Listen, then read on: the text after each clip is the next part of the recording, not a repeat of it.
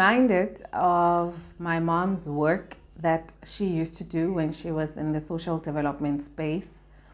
There is a specific program that they did once to encourage mental wellness of the elderly.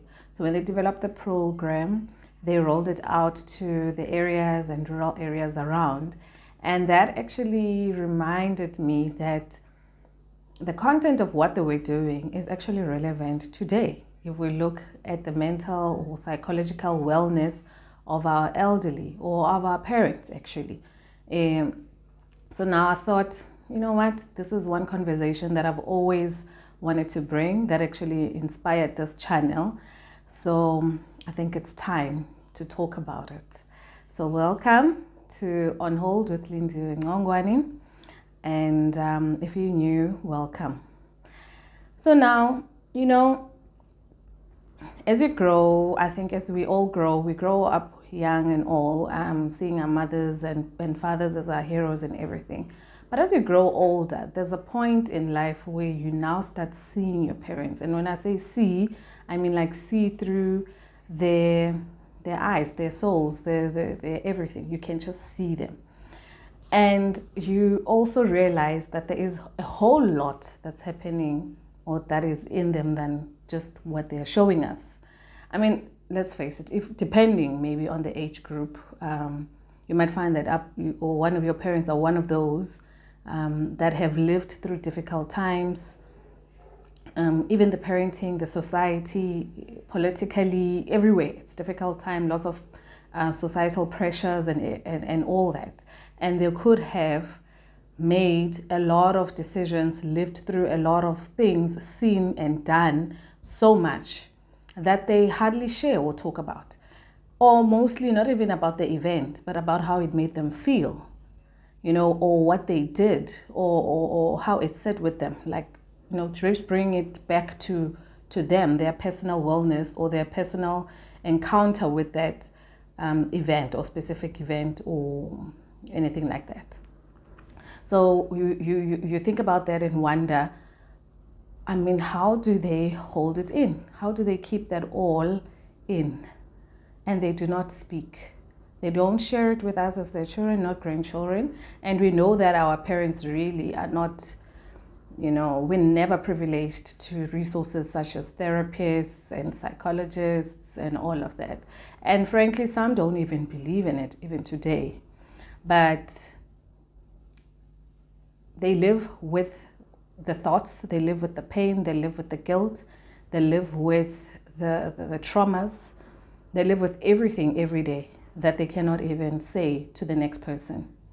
So how do we create that safe space? How do we create that opportunity for them to speak, to be vulnerable, to not keep it in and just grow up and die with the same thoughts or pain or anything that goes on?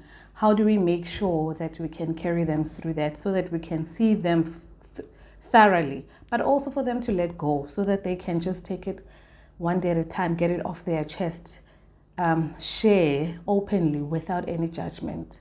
I mean, our parents grew up with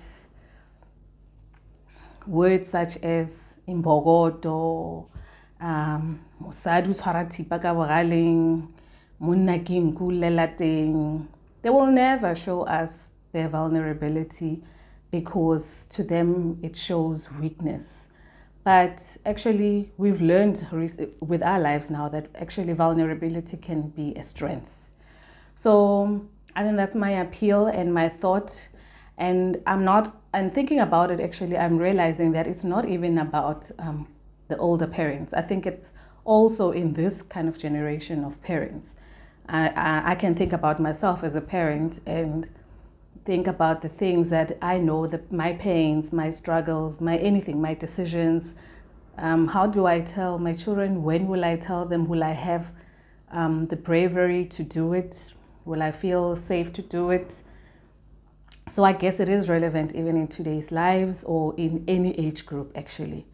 So that's what I bring today as a thought for you guys as well, to think about it, to look around, look closely at your parents, your grandparents, look with love, with care, If you are a parent watching this also, how can you make it easy for yourself? How can you find that safe space? Are you willing to speak and share? And just drop that wall and drop everything that you've put against your children from people seeing you and where you've been or what you've done. How can you do that so that you can, at least for once, just say what you always wanted to say, or what you wish you can say, or how you wish you can say it? Think about it. It can be very helpful. It can be healing. It can also heal the next person. It can strengthen the next person. So today it's not a question, but just an appeal. So you can share with me your comments, what you've noticed, what you've seen, maybe also what you've done to help your parent or your parents or anybody else that is in your life, so that we can see what we can also bring. I guess some of the things we can do is to bring those solutions such as therapy and psychological help closer. You know, for example, if I have the ability to do that, maybe encourage my parents or anybody of my elderly parents to take up that type of space, and so that they can talk and be free. Because the nice thing also about therapy is that you speak without any filter. Nobody can judge what you say, things that you're afraid to say out there, because somebody's going to hear it and misinterpret or take it otherwise or take it personally. When you're in that space, in that safe space, when you go for therapy, there is really no filter. You can say what you say however you want to say it. You can do whatever you do, and that's very liberating. That's very freeing. So either we can be stand in that gap, or provide some assistance that can stand in that gap. So that's my ask to you all, and have a good week.